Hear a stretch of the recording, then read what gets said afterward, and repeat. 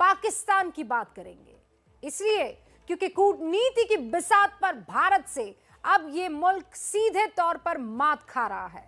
पाकिस्तान के खिलाफ रणनीति बनाने के लिए दिल्ली में भारत समेत 8 देशों की एक ऐसी बैठक हुई जिससे पाकिस्तान को मिर्ची लगी होगी। ये पूरी खबर आपको बताएंगे, लेकिन उससे पहले आपको हम कुछ तस्वीरें दिखाना चाहते हैं। ये पाकिस्तान के प्रधानमंत्री इमरान खान की तस्वीरें हैं जो आज अपने देश की सुप्रीम कोर्ट में पेश हुए हैं। आपको याद होगा साल 2014 में पाकिस्तान के आर्मी पब्लिक स्कूल में एक आतंकवादी हमला हुआ था। 132 के करीब बच्चे मारे गए थे। पूरी दुनिया में कोहराम मचा था। अब इमरान खान ने इस हमले को करने वाले आतंकी संगठन से हाथ मिला लिया है। उनके साथ सीज फायर यानी युद्ध विराम कर दिया है।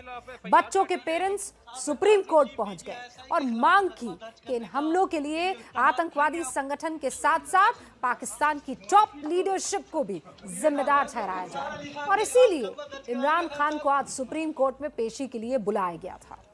अदालत ने उनसे कुछ कड़े सवाल पूछे हैं जिसका जवाब वो दे नहीं पाए। ये सब आपको हम क्यों बता रहे हैं? इसीलिए बता रहे हैं क्योंकि पाकिस्तान के प्रधानमंत्री इमरान खान की उनके देश में भी हालत अब ठीक नहीं है और अंतर्राष्ट्रीय कूटनीति में भारत के हाथ अब पाकिस्तान की धुलाई, इमरान खान की धुलाई होने लगी है। करीब 7 साल पहले पाकिस्तान के पेशावर के आर्मी पब्लिक स्कूल पर एक ऐसा आतंकी हमला हुआ था कि पूरी दुनिया दहल गई थी। स्कूल में पढ़ने वाले 8 से 18 साल की उम्र के 132 बच्चों को आतंकवादियों ने मार दिया था। कुल 156 लोग मारे गए। इस हमले के जख्म अब तक पाकिस्तान के दिलों में जिंदा है। लेकिन जिन आतंकियों ने यह हमला किया था उनसे अब इमरान खान की सरकार ने हाथ मिला लिया है। इमरान की सरकार ने आतंकी संगठन तहरीके तालिबान पाकिस्तान के साथ सीज फायर कर लिया है। 9 नवंबर से शुरू हुआ यह सीज फायर 9 दिसंबर तक चलेगा। इस दौरान दोनों ही पक्षों में बातचीत होती रहेगी। हैरानी इस बात की है कि पिछले 14 सालों में टीटीपी यानी तहरीके तालिबान पाकिस्तान ने हजारों लोगों की जान ली है। पाकिस्तान पर कई हमले किए हैं, लेकिन अब तालिबान से यारी निभाने के लिए इमरान ने इसी आतंकी संगठन से समझौता कर लिया। एक मुआहदे के तहत हुकूमत पाकिस्तान और तहरीके तालिबान पाकिस्तान मुकम्मल सीज फायर के ऊपर आमादा हो चुके हैं। जो मुज़ाकरात तहरीके तालिबान पाकिस्तान से हो रहे हैं वो पाकिस्तान के आइन और कानून के तहत होंगे। जाहिर है कोई भी हुकूमत पाकिस्तान के आइन और कानून से बाहर मुज़ाकरात कर ही नहीं सकती। इन मुज़ाकरात में रियासत की हाकमियत, मुल्की सलामती, मुतल्लिका इलाकों के अमन, मुआशरती और इक्तिसादी इस्तेहकाम को मलहूज़े खातर रखा जाएगा। मध्यस्थ की भूमिका अमेरिका के मोस्ट वांटेड आतंकी और अफगानिस्तान के आंतरिक मंत्री सिराजुद्दीन हक्कानी ने निभाई है। हक्कानी नेटवर्क के सरगना सिराजुद्दीन हक्कानी को पाकिस्तान की खुफिया एजेंसी ISI का पालतू कहा जाता है। सिराजुद्दीन हक्कानी एक ग्लोबल आतंकवादी है। उसके ऊपर अमेरिका ने कई मिलियन डॉलर्स का इनाम घोषित किया हुआ है, लेकिन ISI के प्रभाव की वजह से वो अफगानिस्तान का गृह मंत्री बना हुआ है। और सिराजुद्दीन हक्कानी को तालिबान की सरकार में शामिल करवाने का खूब विरोध भी हुआ था, लेकिन पाकिस्तान की मदद से उसे सत्ता में जगह मिली। ये सब आपको बताना इसलिए जरूरी है ताकि आप ये समझ सके कि पाकिस्तान और तालिबान के बीच कैसा आतंकी गठजोड़ है।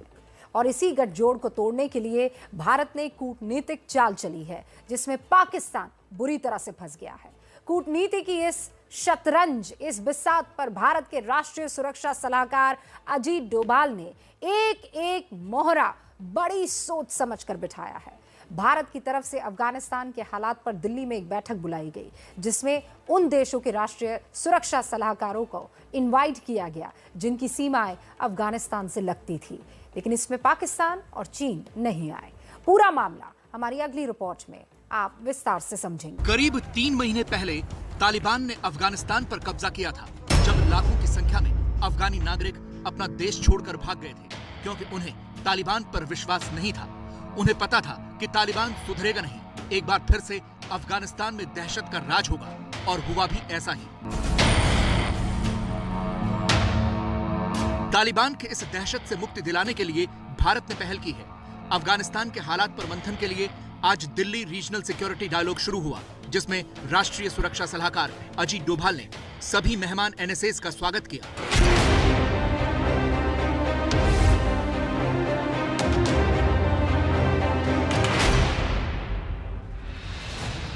अफगानिस्तान की चिंताओं पर मंथन के लिए दिल्ली में 8 देशों की यह बैठक हुई। ये सभी 8 देश अफगानिस्तान के पड़ोसी हैं। इनमें भारत की मेजबानी में रूस, Iran, Tajikistan, Turkmenistan, Uzbekistan, Kyrgyzstan, Kazakhstan के राष्ट्रीय सुरक्षा सलाहकार शामिल हुए। ये वो देश हैं जो अफगानिस्तान पर नजदीकी से नजर बनाए हुए हैं, क्योंकि इनका न केवल अफगान लोगों पर प्रभाव है, बल्कि उसके पड़ोसियों और पूरे क्षेत्र पर भी असर है, क्योंकि अफगानिस्तान की एक-एक हलचल इन्हें भी प्रभावित करती है। Today to discuss matters relating to Afghanistan, we all have been keenly watching the developments in that country.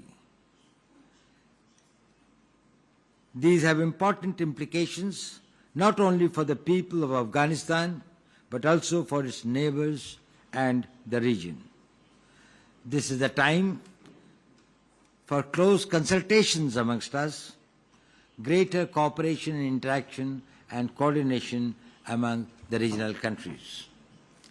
I am confident that our deliberations will be productive, useful, and will contribute to help the people of Afghanistan and enhance our collective security. Pakistan और चीन को भी इसमें शामिल होने का न्योता दिया गया था, लेकिन पाकिस्तान ने तो आने से ही इनकार कर दिया, जबकि चीन ने समय की उपलब्धता का हवाला दिया। जाहिर तौर पर चीन भी इस बैठक का हिस्सा नहीं बनना चाहता, क्योंकि ये दोनों देश नहीं चाहते हैं कि इस पूरे इलाके में शांति कायम करने का सेहरा भारत के सिर बंधे। दरअसल पाकिस्तान शायद ये सोच रहा था कि वो इस बैठक का बहिष्कार करके अपनी एक लीग बना लेगा, जिसमें वो अफगानिस्तान के मुद्दे पर अपने आप को अगवा दिखा सके, मगर ऐसा न हो सका, क्योंकि 7 देशों के राष्ट्रीय सुरक्षा सलाहकारों ने भारत पहुंचकर न केवल भारतीय प्रयासों की तारीफ की, बल्कि उनमें से किसी ने भी न तो तालिबान के यहां मौजूद रहने की इच्छा जताई, न ही कोई जरूरत। सबसे पहले ईरान की तरफ से भारत के इस प्रयास की सराहना की गई। ईरान की सुप्रीम सिक्योरिटी काउंसिल के सचिव रियल एडमिरल अली शमखानी का बयान आया। उन्होंने अपने बयान में भारत की महत्वपूर्ण भूमिका और योगदान का उल्लेख किया, जिससे पाकिस्तान को जरूर मिर्ची लगी होगी। Terrorism, poverty and misery, unfortunately. Basically in Afghanistan you have just crisis, the crisis of migration and refugees. And the solution comes only through the formation of an inclusive government with the participation of all ethnic groups.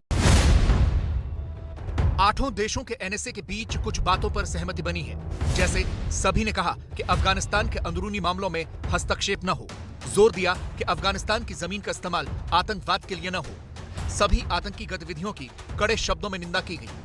Afghanistan वैश्विक आतंकवाद के लिए पनाहगाह न बने, एक समावेशी सरकार बनाने की जरूरत पर बल दिया। अफगान महिलाओं, बच्चों और अल्पसंख्यकों के अधिकार सुनिश्चित हों। अफगानिस्तान को मानवीय सहायता निर्बाध प्रदान की जाए। अफगानिस्तान की बेहतरी के लिए भारत ने हमेशा ही कोशिशें की हैं। अफगानिस्तान के लिए ही इसी तरह की 2 बैठकें सितंबर 2018 और दिसंबर 2019 में ईरान में हो चुकी हैं। तीसरी बैठक भारत में होनी थी, लेकिन कोरोना महामारी के कारण पहले नहीं हो पाई, जो अब हो रही है।